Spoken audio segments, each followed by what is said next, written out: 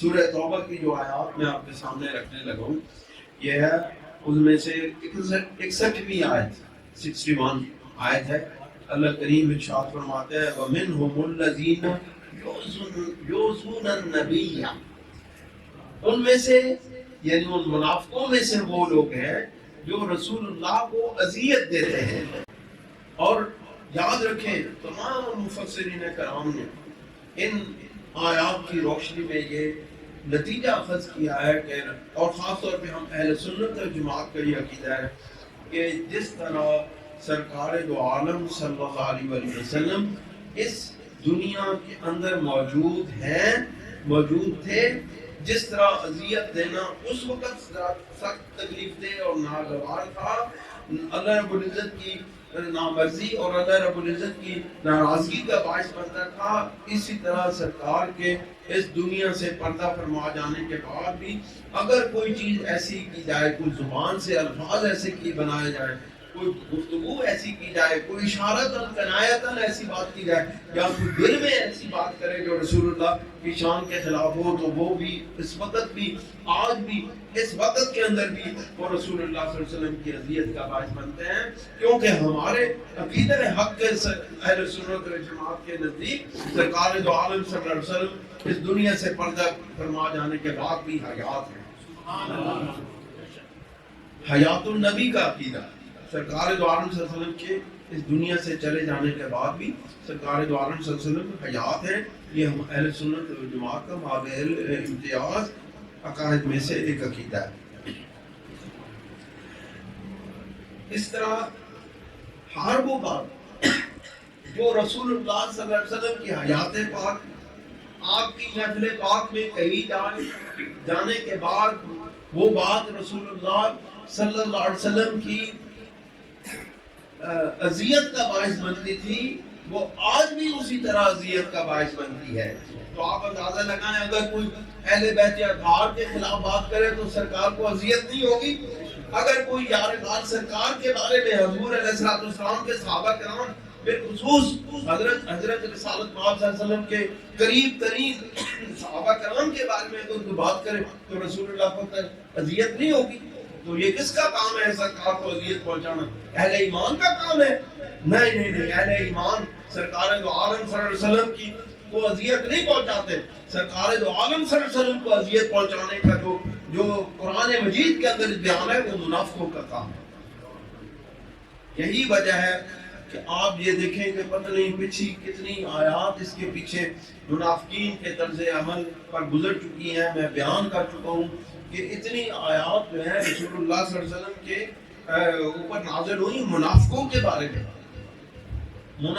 بارے میں باتیں کرتے کرتے اس طرح کی اذیتیں دینے والی باتیں گزر چکی ہیں. اللہ کریم نے ارشاد فرمایا وَمِنْهُمُ الَّذِينَ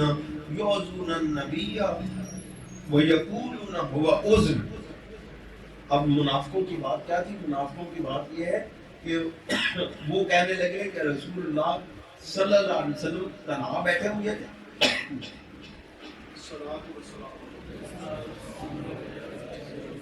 اس کا پس منظر یہ ہے کہ چند منافقین ایک جگہ بیٹھے ہوئے تھے اور وہ کہنے لگے، حضور نبی کریم علیہ السلام کے بارے میں غلط گفتگو کرنے لگے اور سرکار دو عالم صلی اللہ علیہ وسلم کے توہین کرنے لگے. تو ان میں سے کسی نے کہا کہ تم جو رسول اللہ صلی اللہ علیہ وسلم کی توہین کر رہے ہو، یہ جب رسول اللہ کو معلوم ہو جائے گا، سرکار دو عالم صلی اللہ علیہ وسلم کو معلوم ہو جائے گا کہ تم یہ غلط باتیں کرتے ہو تو آپ ناراض ہوں گے، تو آپ کی حیثیت ختم ہو جائے گی. لوگوں کو معلوم ہو جائے گا کہ آپ جو ہیں وہ، یہ اس کی آواز بڑی عجیب و غریب ہے. مجھے ڈاکٹر صاحب آپ آئے ہوئے ہیں اس کو تھوڑا سا. تو وہ سرکار دو عالم صلی اللہ علیہ وسلم کو کہنے لگے کہ جو ہے یہ جب سرکار کو معلوم ہو جائے گا تو وہ نبی کریم علیہ السلام کے بارگاہ میں آپ کی منافقت ظاہر ہو جائے گی، پھر کیا کرو گے؟ وہ کہنے لگے کہ ہم نبی کریم علیہ السلام کے سامنے، وہ تو نہیں کہتے تھے نبی کریم صلی اللہ علیہ وسلم، ہم تو کہتے ہیں، ہمیں تو کہنا اس کے بغیر، کہنے کے بغیر چارہ کار نہیں ہے، لیکن وہ تو محمد کہتے تھے. تو وہ کہنے لگے کہ رسول اللہ صلی اللہ علیہ وسلم کے سامنے جب ہم جائیں گے، ہم وہاں جا کے قسمیں کھا لیں گے، ایسی باتیں کریں گے کہ رسول اللہ صلی اللہ علیہ وسلم ہماری بات مان لیں گے. اور وہ کہنے لگے، الزام کیا لگانے لگے کہ وہ لوگ کہ جو سرکار دو عالم صلی اللہ علیہ وسلم کو اذیت دیتے ہیں وہ کون ہے؟ وَيَقُولُونَ هُوَ أُذُنٌ. اور وہ کہتے ہیں، جب ان سے کہا جاتا ہے، صرف توجہ دلائی جاتی ہے کہ تم سرکار دو عالم صلی اللہ علیہ وسلم کی شان میں گستاخی کر رہے ہو، توہین کر رہے ہو، اذیت دے رہے ہو، تمہیں معلوم ہے کہ سرکار کو معلوم ہو گیا تو پھر تمہاری شامت آ جائے گی. وہ کہنے لگے کہ نعرہ تکبیر، نعرہ رسالت، آستانہ عالیہ نوریہ چورا شریف. وہ کہنے لگے کہ ہم سرکار کے سامنے باتیں کریں گے، اور ہوا اذن، وہ کانوں کے کچے ہیں. اذن کا معنی ہے لغت کے اعتبار سے وہ شخص جو جس کے سامنے کوئی بات کی جائے اور وہ آگے سے خاموش ہو، اس کو تسلیم کر لے، اس کو مان لے، اس کو اذن کہتے ہیں. انہوں نے کہا کہ سرکار دو عالم صلی اللہ علیہ وسلم کے سامنے جب بھی کوئی جا کے بات کرتا ہے تو نبی کریم علیہ السلام اس کی بات مان لیتے ہیں، اس کی بات مان لیتے ہیں. ہم بھی جا کے باتیں کریں گے، قسمیں کھائیں گے، تو سرکار دو عالم صلی اللہ علیہ وسلم ہماری بات تسلیم کر لیں گے، اور پھر ہم جو باتیں کر رہے ہیں اس کی کوئی بات نہیں ہے، ہم اپنی علیحدگی میں سرکار کے خلاف باتیں کرتے رہیں، جو کچھ کرتے رہیں. اللہ کریم ان کی اس غلط فہمی کو بیان کر رہے ہیں. کاش کہ مسلمان اہل ایمان ان آیات کے باطنی معاملات پر غور کرتے تو ان کو معلوم ہوتا کہ رسول اللہ صلی اللہ علیہ وسلم کی کیا شان ہے. اللہ کریم ارشاد فرماتے ہیں، قل اذن خیر لکم، اے میرے محبوب صلی اللہ علیہ وسلم آپ ان کو بتا دیں کہ میرے محبوب کو تمہاری ہر بات کا علم ہے. میرا محبوب یہ جاننے کے باوجود کہ تم منافق ہو، تم میرے محبوب کے خلاف اپنی نجی مجلسوں میں گفتگو کرتے ہو، سرکار کی توہین کرتے ہو، نبی کریم علیہ السلام کی شان میں گفتگو کرتے ہو، اس بنیاد پر کہ رسول اللہ صلی اللہ علیہ وسلم جانتے نہیں ہیں، ان کو معلوم نہیں ہے کہ دیوار کے پیچھے کیا ہو رہا ہے. سرکار نے یہ دیوار کے پیچھے، اللہ تعالیٰ نے دیوار کے پیچھے سرکار کی لا علمی کے عقیدے کو یہاں پہ پاش کر دیا ہے. اللہ رب العزت فرما رہا ہے، قل هو اذن خیر لکم، قل اذن خیر لکم، کہ یہ جو میرے محبوب صلی اللہ علیہ وسلم کی ہر بات سن کے اس کے اوپر خاموشی کر لیتا ہے، میرا محبوب تمہاری گفتگو پر، تمہاری نجی گفتگو پر، تمہاری پسے پتھر دیواروں کے پیچھے بیٹھی ہوئی گفتگو کو میرے محبوب کو معلوم ہونے کے باوجود میرے محبوب خاموشی اختیار کر لیتا ہے، تو یہ خیر لکم، تمہارے لیے بہتر ہے. اگر میرے محبوب تمہارے خلاف اگر تمہاری اس بات پہ گرفت کر لے تو تم زمین پر تمہارے لیے چلنا مشکل ہو جائے، ناممکن ہو جائے.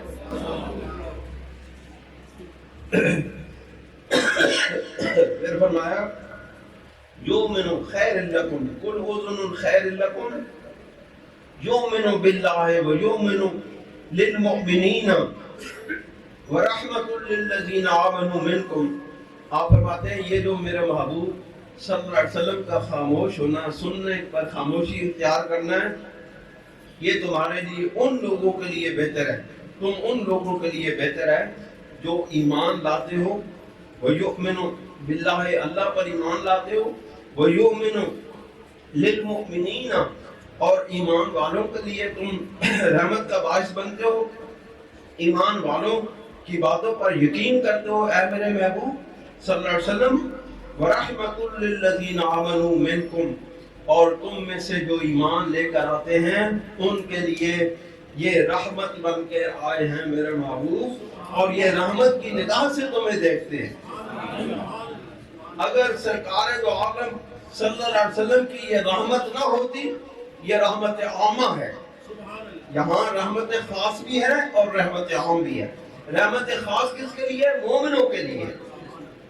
جب مومن کوئی بات سرکار کے پاس آ کے کہتے ہیں، نبی کریم علیہ السلام کی بارگاہ میں جب مومن آ کے بات کرتے ہیں، سرکار ان کی بات ان کے ایمان کی وجہ سے نبی کریم علیہ السلام ان کی بات کا یقین بھی کرتے ہیں اور ان کی بات کو تسلیم بھی کرتے ہیں، کیوں کہ وہ ایمان کے ساتھ اخلاص اور محبت کے ساتھ بات کر رہے ہوتے ہیں۔ جبکہ جب منافق آ کے کہتے ہیں تو ان کو رعایت دینے کے لیے خاموشی اختیار کرتے ہیں۔ اب یہ رحمت خاصہ کس کے لیے ہو گئی؟ اہل ایمان کے لیے، اور رحمت عام سب منافقوں کافروں کے لیے ہے۔ یہی تو وجہ ہے کہ روئے زمین پر میری سرکار کے خلاف کرنے والے، میری سرکار کے خلاف گفتگو کرنے والے زمین پہ چل رہے ہیں، بلکہ پھل پھول رہے ہیں، بلکہ بڑے بڑے کاروبار کر رہے ہیں۔ ان کو معلوم یہ سرکار کی رحمت کی وجہ سے ہی ہے۔ بات ہے کہ اللہ کریم ارشاد فرماتے ہیں اس کرم نوازی کا پھر جو ہے نا وہ غلط مطلب لیتے تھے، اور جب وہ علیحدہ ہوتے تو سرکار دو عالم صلی اللہ علیہ وسلم کا مذاق اڑاتے، نبی کریم علیہ السلام کو اذیت دیتے۔ لیکن یہ رحمت ہے مومنوں کے لیے۔ والذین یؤذون رسول اللہ لہم عذاب علیم، جو نبی کریم علیہ السلام کو رسول اللہ صلی اللہ علیہ وسلم کسی بھی حوالے سے اذیت دیتا ہے، کسی بھی حوالے سے اذیت دیتا ہے، لہم عذاب علیم، ان کے لیے بہت دردناک عذاب ہے۔ آپ دیکھیں کتنے لوگ ایسے ہیں، کتنے مدارس سے فارغ التحصیل لوگ ایسے ہیں جو علماء بنتے ہیں، ان کا کیا کام ہوتا ہے؟ قرآن مجید کا مطالعہ، اس نظریہ سے کہ ہمیں سرکار کے نقائص معلوم ہو جائیں، نعوذ باللہ من ذالک، جو نقائص سے پاک ہستی ہے، ہر طرح کے عیب سے پاک، ہمارے سرکار کو اللہ رب العزت نے تمام عیبوں سے پاک بنایا ہے، ہر عیب سے پاک۔ جن کی اولاد کے بارے میں کہا کہ لیوزب عنکم الرجس، جن کی آن کے بارے میں کہا گیا کہ لیوزب عنکم الرجس، ان سے رجس دور ہو جائے، تاکہ ان سے رجس دور ہو جائے، کیا اس ہستی کے اپنے اندر کوئی نقص باقی رہتا ہے؟ اللہ تعالیٰ نے ان کو تمام نقائص، تمام عیوب سے پاک پیدا فرمایا ہے۔ اب جو شخص قرآن اس غرض سے مطالعہ کرے، قرآن اس غرض سے پڑھے کہ میں سرکار دو عالم صلی اللہ علیہ وسلم کے علوم غیبیہ کی نفی کروں،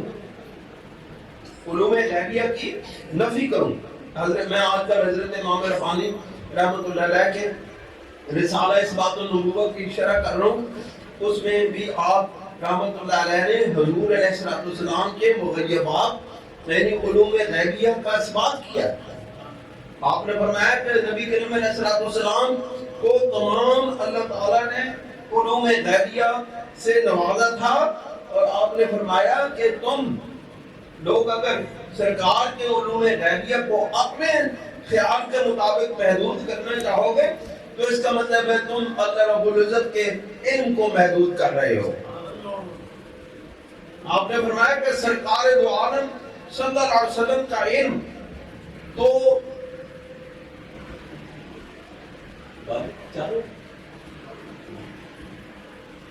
سرکار دو عالم صلی اللہ علیہ وسلم کا علم جو ہے یہ تو اللہ رب العزت کے علم کے مقابلے میں ایک قطرے کے برابر ہے۔ اگر تم سرکار دو عالم صلی اللہ علیہ وسلم کے علم کو محدود کرو گے تو پھر اس کا یہ مطلب ہے کہ تم اللہ تعالیٰ کے علم کو اتنا محدود سمجھتے ہو کہ رسول اللہ کے وسیع علم کو مانتے نہیں ہو۔ یہ بڑے عجیب و غریب بات ہے۔ احادیث کا مطالعہ اس لیے کیا جاتا ہے کہ اس میں سے نبی کریم علیہ السلام کی بشریت قاضہ کو تلاش کیا جائے، اور قرآن و حدیث کا مطالعہ اس لیے کیا جاتا ہے کہ نبی کریم علیہ السلام کے علم غیب کی نفی کے مختلف زاویے تلاش کیے جائیں، آپ کی بشریت کے، آپ کے بھول جانے کے عیوب اور نقائص تلاش کیے جائیں۔ حالانکہ تمام اہل علم حضرات نے، تمام متقی حضرات نے جہاں بھی سرکار دو عالم صلی اللہ علیہ وسلم سے کوئی صاحب ہوا ہے اس کے بارے میں یہی لکھا ہے کہ یہ ہمارے سرکار دو عالم صلی اللہ علیہ وسلم کا عیب اور نقص نہیں ہے، بلکہ امت کی تعلیم کے لیے سرکار دو عالم صلی اللہ علیہ وسلم کا یہ بھول جانا، یہ نسیان ہو جانا، صاحب ہو جانا، یہ سرکار دو عالم صلی اللہ علیہ وسلم کے لیے بلکہ امت مصطفیٰ کے لیے رحمت کا باعث ہے۔ بہت خوبصورت بات میں نے پہلے جہاں پہ عرض کیا کہ جہاں اس طرح کے لوگ ہوتے ہیں،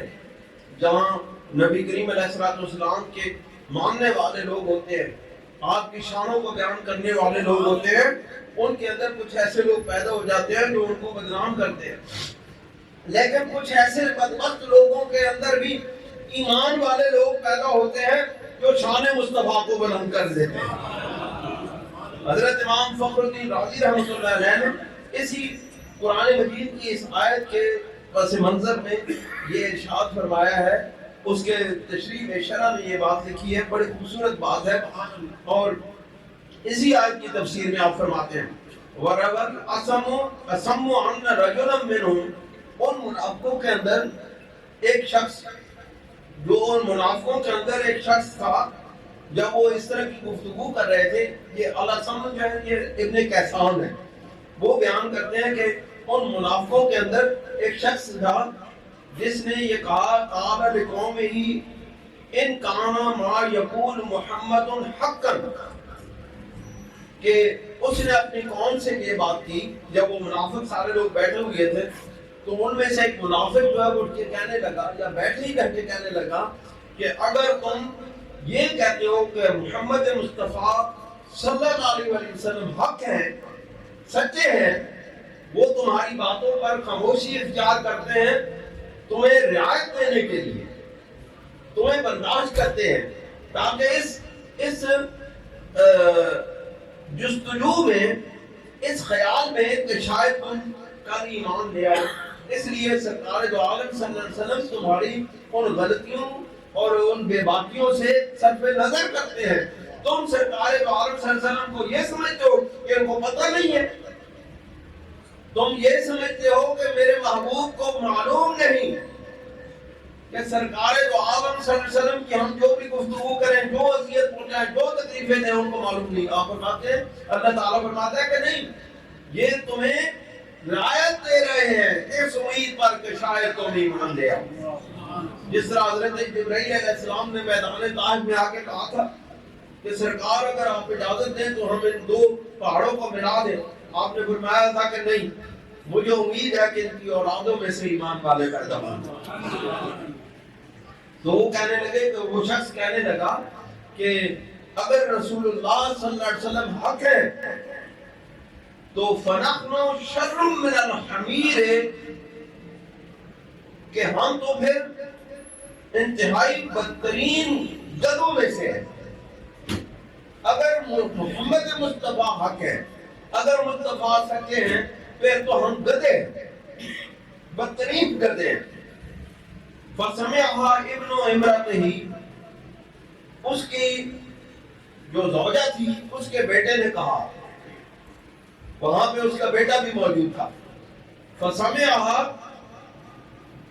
ابن امرأتہ، اس کی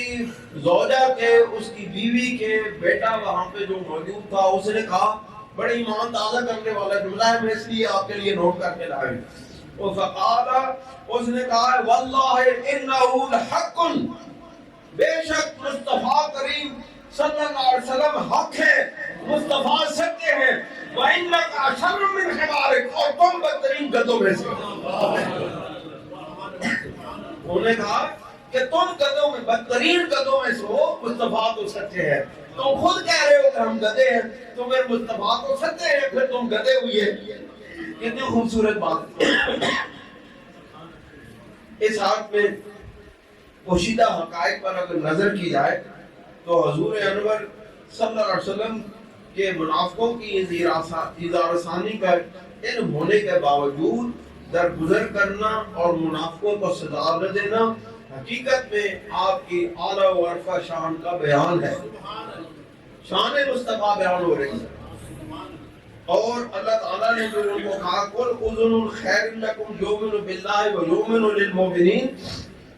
یعنی حضور نبی کریم علیہ السلام کا ان لوگوں کی باتوں کو سن کر خاموش رہنا انسانوں پر شفقت و رحمت کرنا کی وجہ سے، نہ کہ اس کا یہ مطلب ہے کہ حضور نبی کریم صلی اللہ علیہ وسلم تمہاری قلبی خواستوں کو جانتے نہیں ہیں، ان کو علم نہیں ہے. حقیقت یہ ہے کہ حضور صلی اللہ علیہ وسلم اللہ تعالیٰ پر ایمان رکھتے ہیں اور مومنوں کی باتوں کی تصدیق کرتے ہیں. ایک اور آیت مبارکہ کہ حضور نبی کریم صلی اللہ علیہ وآلہ وسلم کو ایذا پہنچانے والوں کے لیے دردناک عذاب ہے. یخلفون باللہ لکم، وہ تمہیں لیردوکم، یحلفون باللہ لکم لیردوکم، وہ تمہیں اے مومنو تمہیں راضی کرنے کے لیے حلف اٹھاتے ہیں، قسمیں اٹھاتے ہیں، اور اس بات کی قسمیں اٹھاتے ہیں کہ تم یہ یقین کر لو کہ وہ رسول اللہ صلی اللہ علیہ وسلم کو تکلیف نہیں پہنچاتے، ایذا نہیں پہنچاتے، سرکار کے خلاف باتیں نہیں کرتے، نبی کریم علیہ السلام کے نقائص اور عیوب کو نعوذ باللہ من ذالک، حالانکہ وہ عیوب سے پاک ہیں، لیکن ان کے اپنے گندے ذہنوں کے اندر، خبیث قلوب کے اندر جو وہ یہ سمجھتے ہیں کہ فلاں چیز غلط ہے، فلاں چیز غلط ہے، یہ بھی کمی ہے، یہ بھی نقص ہے، یہ بھی چیز ہے، حضور کو علم بھی نہیں، حضور کو معلوم بھی نہیں، حضور کو کسی چیز کا پتہ بھی نہیں. یہ ساری باتیں جو بھی نبی کریم علیہ السلام پر اعتراض کرتے ہیں، اللہ کریم ارشاد فرماتے ہیں کہ جن سے وہ تمہارے سامنے آ کے قسمیں اٹھاتے ہیں کہ ہماری یہ باتیں، ہم نے جو یہ باتیں کی ہیں یہ رسول اللہ صلی اللہ علیہ وسلم کے خلاف نہیں ہے، بلکہ ہم تو ویسے ہنسی مذاق کر رہے ہیں، مذاق میں باتیں کر رہے ہیں. ایسی باتیں ہوتی ہیں، لوگ بیٹھتے ہیں، ایسی باتیں چلتی ہیں، مذاق میں، گفتگو میں انسان سب صالحین پر، بزرگوں پر، صحابہ کرام پر، اہل بیت اطہار پر، اولیاء کاملین کے خلاف گفتگو کر جاتے ہیں، لوگ کر جاتے ہیں. تو وہ یہ سمجھتے ہیں کہ ہم تو یہ چلو ویسی برسبیل تذکرہ محفل میں بات چل نکلی، ہم نے بھی کر دی، ہم بھی اس میں شامل ہو گئے. لیکن اللہ رب العزت ان چیزوں کو بہت سخت ناپسند فرماتے. اللہ کریم ارشاد فرماتے ہیں یحلفون باللہ لکم لیردوکم، اے میرے محبوب صلی اللہ علیہ وسلم کے غلاموں، یہ تمہارے سامنے آپ کے قسمیں کھاتے ہیں تمہیں راضی کرنے کے لیے. واللہ ورسولہ حق ان یردوہ، اللہ، حالانکہ اللہ اور اس کا رسول اس بات کے زیادہ حقدار ہیں کہ اس کو راضی کیا جائے. یخلفون باللہ لکم لیردوکم، تمہیں راضی کرنے کے لیے قسمیں اٹھاتے ہیں. واللہ ورسولہ حق ان یردوہ ان کانوا مومنین، اگر وہ مومن ہوتے تو وہ تمہارے سامنے جھوٹی قسمیں نہ کھاتے، بلکہ اپنے قلب کا، اپنے باطن کا، اپنے اندر کا جائزہ لیتے تو ان کو معلوم ہوتا کہ کس کو راضی کرنا ہے. سب سے بڑا راضی کرنے کے اپنے اندر اور باطن سے جس کی رضا کی تلاش چاہیے وہ اللہ اور اس کا رسول ہے. یہاں پر ایک بہت خوبصورت نکتہ ہے، واللہ ورسولہ حق ان یردوہ ان کانوا مومنین، کہ اللہ اور اس کا رسول زیادہ حقدار ہیں جو ان کو راضی کیا جائے اگر تم مومن ہو. اب یہاں پہ دیکھیں اللہ اور اس کے رسول کا ذکر ہے،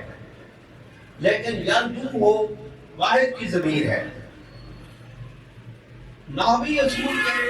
قاعدہ کے مطابق یہاں ہونا چاہیے تھا واللہ ورسولہ حق ان یردوہما، کہ اللہ اور اس کے رسول اس بات کے زیادہ حقدار ہیں کہ ان دونوں کو راضی کیا جاتا ہے. لیکن یہاں پہ ان یردو ہو کہ اس کو راضی کیا جائے. اس کا یہ مطلب ہے کہ اگر کہیں اللہ اور اس کا رسول کا نام ایک آ جائے, ایک جگہ پہ آ جائے, اللہ اور اس کے رسول کا ذکر ہو جائے, اللہ اور اس کے رسول ایک جگہ پر بیان ہو جائے, شان مصطفیٰ بھی بیان ہو, شان خدا بھی بیان ہو, تو یہ شرک نہیں ہوتا, کیونکہ اللہ کی رضا مصطفیٰ کی رضا ہے, مصطفیٰ کی رضا خدا کی رضا ہے.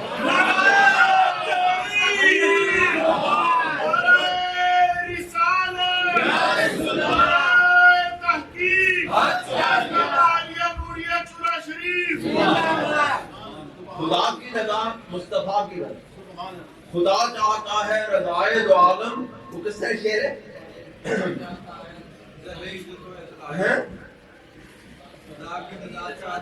خدا کی رضا چاہتے ہیں دو عالم, خدا چاہتا ہے رضائے محمد. تیری میری ایک مرضی, مصطفیٰ اور رب کی ایک مرضی ہے. رب کو راضی کر لو تو رسول راضی, رسول راضی ہو جائے تو خدا راضی.